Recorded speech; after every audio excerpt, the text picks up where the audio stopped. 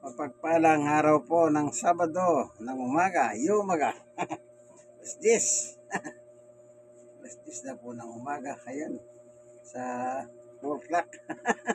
Alas 10 na. Good morning, Joy. Alam niyo po, ang panahon natin ay sadyang naiba na.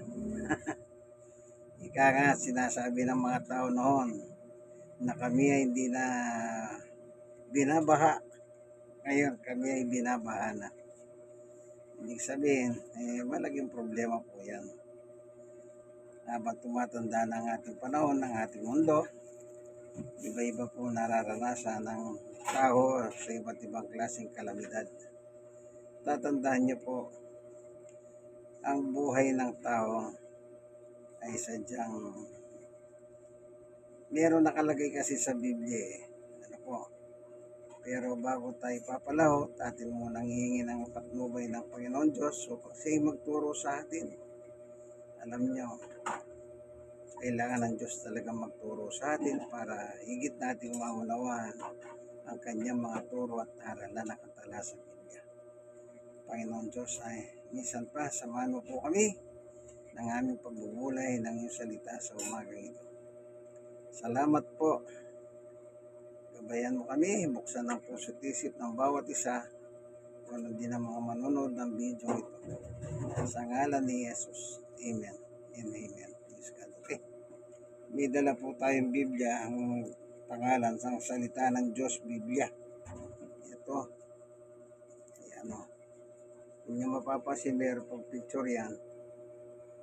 Yung picture is, tingin ko from Africa ito kasi, yung nangangaral is brown siya. Kaya na-speculate ako, baka itong picture na ito nakuna sa Africa. Anong nakalagay dito sa kanyang picture? The word of God is to be proclaimed to all, not only to the church goer. Yan. Ito po. So maliwanag po sinasabi niya, ang salita ng Panginoon Diyos ay dapat masabi sa lahat. Sa lahat hindi lang yung mga not only to the church goer. Yan, hindi lang sa mga pumupunta sa simbahan. Talagang dapat pong may pangaral talaga. Alam niyo po, sa panahon natin, sino ba nakakahalam ng araw ng bukas? Wala po. Wala. Hindi po ba kung misa sabi niya, ay kausap ko lang kanina yan. Ngayon patay na. Hindi po ba may nangyayaring ganyan? Alam niyo po yung number 1 na malakas sa buong mundo nung araw. Naalala niyo si Hulk Hogan? Kaya po diniklara siyang malakas na tao sa buong mundo sapagkat binuhat niya po si Andre the Giant sa mismong loob ng ring ng wrestling. Malaking tao po yung Andre the Giant na yun. Malaking tao, malaki ang katawan, mataas pa. Kaya nga giant ang tawag sa kanya. Binuhat ni Hulk Hogan at nanalo po si Hulk Hogan doon. Kaya diniklara siyang strongest man of the world, yung pangyayaring yun. Pero namatay po siya noong 24. Cardiac arrest ang kinimatay niya at the age of 71. Kilala si Hulk Hogan sa buong mundo sa larangan ng sport and entertainment dahil po sikat na Amerikano. Pero nagwakas ang buhay niya noong 24, cardiac arrest. Pero bago po siya na-cardiac arrest, last year, tinanggap niya po si Jesus sa kanyang buhay. Amen. Yan po yung maganda. Tinanggap niya si Jesus. At noong 24, cardiac arrest, nasa piling po siya ng ating Panginoon. Amen. Ganon po ang pananampalataya. Kaya wala pinipili pong malakas pag dumating po ang kamatayan ng tao. Meron po dito, basahin natin sa Ecclesiastes.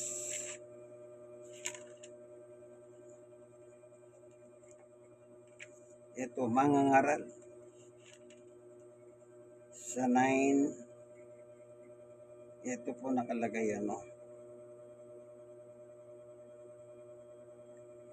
Chapter 9 ng mangangaral, verse 11. Mayroon pa akong nakita rito sa mundo. Hindi lahat ng mabibilis ay ang nananalo sa takbuhan at hindi lahat ng malakas ang nananalo sa labanan.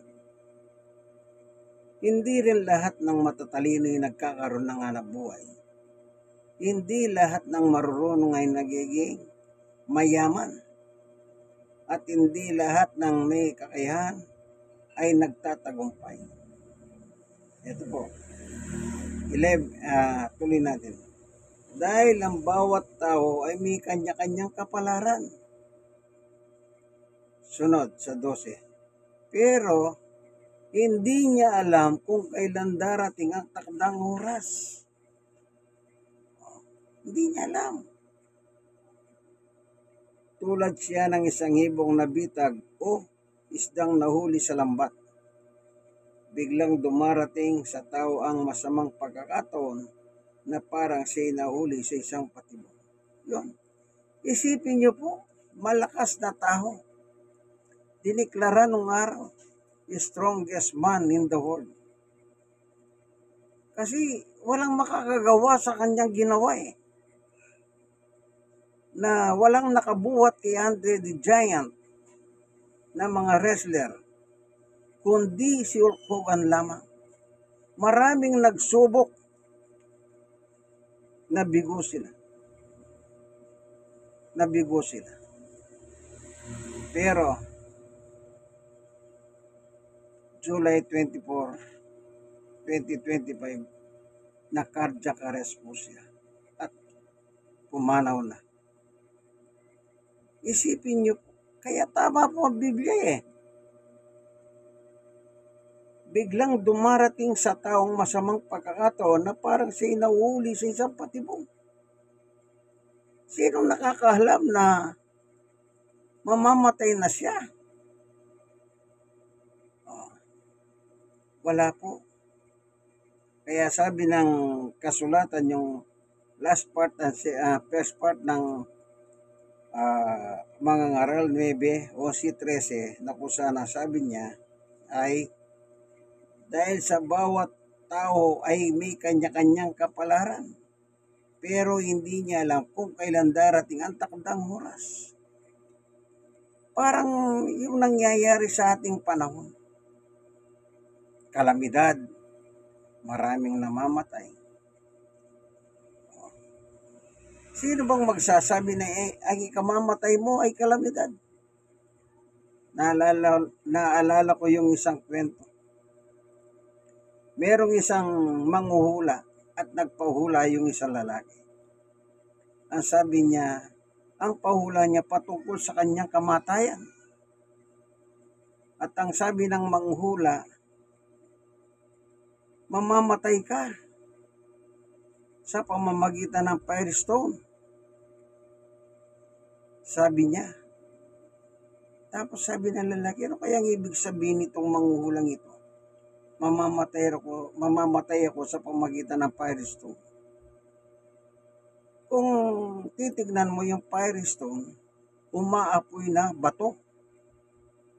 O yung, kumbaga yung mga bato sa outer space. Yung mga bato sa outer space, pag bumulusok sila dito sa lupa, malaki yun Pero habang bumababa siya sa lupa, lumiliit yun. Pag tama niya po sa isang lugar, talagang parang malaking bomba po kung bumagsak siya. Batong umaapoy po yung galing sa outer space.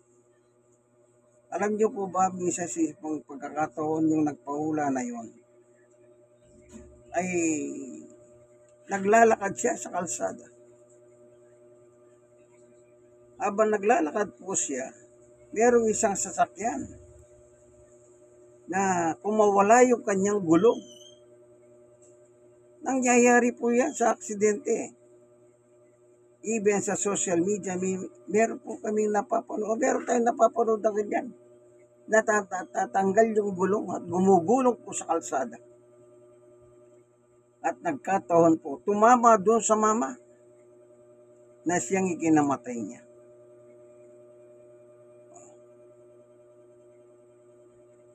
Tapos yung hula sa kanya, mamamater siya sa Firestone. Tinignan po yung brand ng gulong.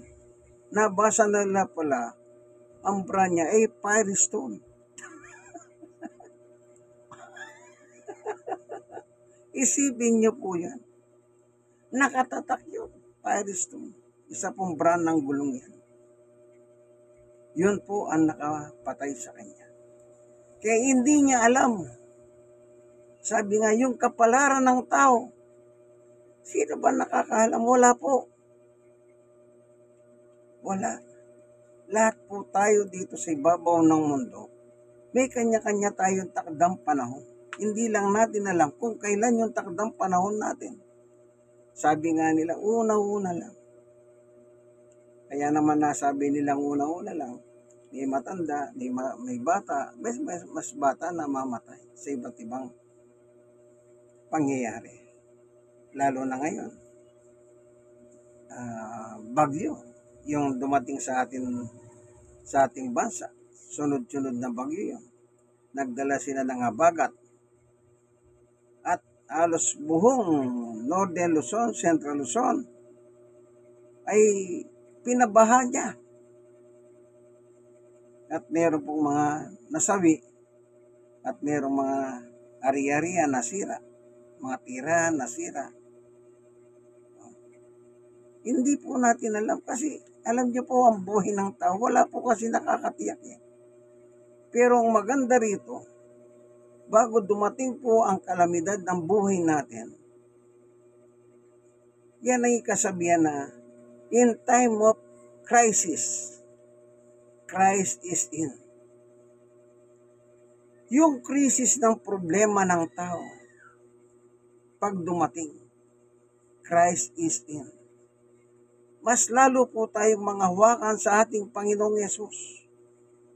Ano man po dumating na kalamidad sa buhay natin. Ang kalamidad hindi po masasaya, ay bumabagyo, lumilindol, and so forth and so. Hindi po. Lahat ng problema ng tao, kalamidad yan. Kaya sabi ko nga po, sino bang makakaalam na si Hulk Hogan? Isang sikat na number 1 wrestler sa kanyang panahon, nababawi siya ng buhay sa pamamagitan ng cardiac arrest. Wala pong nakakaalam. Meron pa rito nakalagay sa mga ngaral. Anong sabi niya sa chapter 3? Tingnan nga natin Mga ngaral chapter 3, verse 1. May oras na nakatakda para sa lahat. At ang lahat ng bagay dito sa mundo, may kanya-kanyang panahon. O anong nakalagay sa una? May oras na nakatakda. Sino bang makakaalam na babagyo? Bagamat sa karanasan po ang sabi ng Pag-asa, maraming bagyo talaga yung pumapasok sa Pilipinas kasi po nasa Pacific Ocean tayo. Na kung saan doon po nabubuo ang mga bagyo. At tayo naman ay isla, nasa Pacific Ocean po tayo. Kaya pag kami nabuong bagyo doon, lagi po tayong nahuuna na tinatamahan. Walang nakakaalam po ng pagdating ng mga bagyo, dala ng panahon yan. Yan naman po yung tinatawag nilang climate change. Pagbabago. Nung una, konti pa lang ang tao, hindi pa mahunlad ang mga bansa. Pero habang lumalahon po, nagiging mahunlad ang mga bansa. Yan po sinasabi nila, yung gas. Dahil po sa paghunlad ng mga bawat bansa, hindi ba pinanukala nila nung araw? Dapat yung mga bansang mas malakas magpalabas ng mga gas. Dapat silang singilin at pagbayarin. Kasi yung mga maliliit na bansa, sila po ang tinatama, kagaya ng Pilipinas. Yan po'y pinanukala nila sa international noon na iningi nilang hustisya. Na sinasabi, bawasan nyo naman ang gas na inalalabas sa inyong bansa. Habang nag-iinit po ang climate, yun po, anong nangyayari? Yung mga yelo nakahimbak sa bawat bansa, kung saan mayroong mga yelo, ay natutunaw po sa init ng panahon. At kapag natunaw sila, yan, kahit walang bagyo, kaibigan, pag sinabi nilang high tide, wala tayong magagawa. Pag high tide, naranasan ko yan eh. Meron po akong Bible study sa may Hagunoy, Bulacan. Yung mga tricycle doon pinagawa na nilang kolong-kolong. Yung tricycle mataas, tinaas nila. Dahil yung dinadahanan ko po, talagang bumabaha. Isipin nyo po yan. Tapos pinagawa nila, dinagdagan nila yung kalsada. Ito ngayon, lubog din ngayon. Yung sa Pampanga, sa lugar namin, pinagawa na yung kalsada, pinadagdagan yung kalsada. Ngayon, lubog lahat. Sino nakakaalam ng mga kalamidad na yan? Wala po. Kaya sabi niya rito, may oras na nakatakda. Lahat ng yan, nakatakda po. Wala. Kaya nga sabi nila, magpagawa tayo ng dike. Matagal na sinasabing magpagawa ng dike sa Pampanga. Presidente pa si Gloria. Wala. At kung meron man nagawang dike po doon, wasak ngayon, bagyong ito. Nakita ko po sa social media. Ngayon, dahil walang nakitang bakal ang mga tao, anong sabi ng mga tao? Ninakaw ng mga politiko yung pondo. Isipin nyo, walang bakal. Walang bakal. Kaya tuloy yung mga politiko ay nabibira ng taong bayan. Kaya sabi niya, may oras na nakatakda para sa lahat. Hindi lang po takda ng buhay ng tao, maging yung ating panahon. Dahil po sa climate change, matagal na po sinasabi yan na climate change. Kaya sabi nila ngayon, paano na kaya ngayon? Ako, nung nasa Pampanga ako, nag-aaral ako ron. Year 70s, 1970s. Kada taon, nagbabaha kapag may bagyo. After that, nawawala na. Ganon po lang ang karanasan namin. Pero ngayon, iba na eh. Nung mag-reunion po kami, after 35 years, nagbalik ako sa Pampanga, sa eskwela. Yung Kadwantete. Po ngayon, baha na rin po yung eskwela na pinag-aralan ko, Kadwantete. Nakita ko sa social media. Baha na rin. Samantalang napakataas na lugar na yan. Lalo na siguro yung mga klase ko noon, nakapaligid lang doon. Mas baha po sila. Kasi po, yung eskwela namin, binabaha na.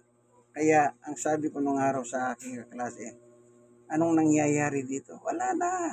Puro baha na lang kami rito. Kaya, nagkaroon po sila ng mga bangka. Kaya, transportation po doon ay bangka. Isipin niyo po. Ang sabi ng kaklase ko noon, namamalengke pa kami sa apalit. dahil po sa baha, nakasakay sila ng bangka. Kaya alam nyo po, ito nakalagay po sa Biblia talaga. May oras na nakatakda para sa lahat. Wala siyang binanggit kung sino yun. Hindi niya sinabi kung ari-arian yan, tao yan, hindi. Sa lahat, ibig sabihin, lahat ng dito sa ibabaw ng mundo, saklaw ng oras ng panahon. At ang lahat ng bagay dito sa mundo, may kanya-kanyang panahon. Hindi po natin alam yan, kaibigan. May even ng mga scientists, even ng bagyo, hindi po nila kayang i-detect yan. Ang kaya lang nilang i-detect, yung buhos ng ulan. Kung gaano karami at kung gaano kaninipis ang ulan. Yun lang. Pero walang makakadetect, kaibigan. Hindi mo pwedeng pigilin ang bagyo. Bahagi na ng mundo natin yan. Hindi lang ngayon may bagyo. Wala pa tayo sa panahon pa nila ng lumang timad. Bumabagyo na po ang mundo. Even the planet Mars, nakita nila sa planet Mars, yung pinagdahanan ng tubig. Kaya nasabi nga nila yung mga nakarating doon, nagkaroon din ng ulan dito ng tubig sa Mars. Kasi yung dinahanan ng tubig parang katulad ng sa ating bansa. Isipin niyo po yan. Ibig sabihin, maging sa ibang planeta po, nagkakaroon ng bagyo, typhoon. Nagkataon lang po, sa Mars wala pong tao. Hindi gaya ng the planet Earth. Kaya tandaan po natin, talagang darating at darating po ang iba't ibang mga kalamidad ng ating buhay. Pero mas maganda, kayain natin si Hulk Hogan bago dumating ang kanyang cardiac arrest. Sino ba nakakalam na maka-cardiac arrest yan? Nung last year, isinuko niya ang buhay niya kay Jesus. Kaibigan, hindi pa uli ang lahat kayong mga nanonood ng video ito. Bago dumating po yung kalamidad, yung cardiac arrest ng ating buhay, isuko na po ang buhay natin kay Jesus. Panguli, anong sabi ng ating Panginoong Jesus doon sa sulat na ni Juan? Dito po sa 14, anong sabi ni Jesus? Sinabi sa kanila ni Jesus, huwag kayong mabagabag, magtiwala kayo sa Diyos at magtiwala rin kayo sa akin. Maliwanag po sa verse 6. Anong sabi niya sa verse 6?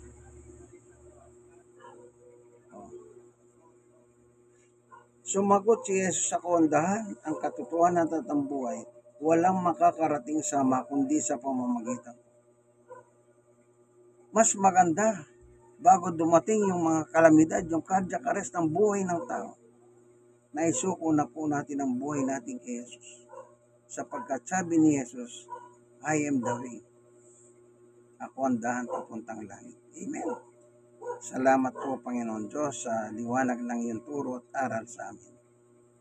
Na kami po palang mga tao, wala kaming alam sa aming future o anong mangyayari sa araw ng bukas. Mas maganda talaga, isuko namin ang buhay namin sa iyong anak na si Jesus. Kung dumating man po itong mga iba't ibang mga kalamidad ng aming buhay, makakatiyak kami. May langit na naghihintay sa amin. Maraming salamat po sa iyo, Panginoon Diyos, sa ngalan ni Jesus. Amen. Kayong mga nanonood ng video ito, sana meron po kayong natutunan. At kung meron kayong natutunan, pwede po ba i-like, i-share, at kayong mga na-share, i-share nyo sa iba. Maraming salamat po sa mga nanonood ng video ito. God bless us all. Bye-bye. Barangay 96, Zone 8, District 1, Tondo, Manila. Ako po si Brother Manny Bautista. Siya naman si Sister Cyril Pastrana. Bye.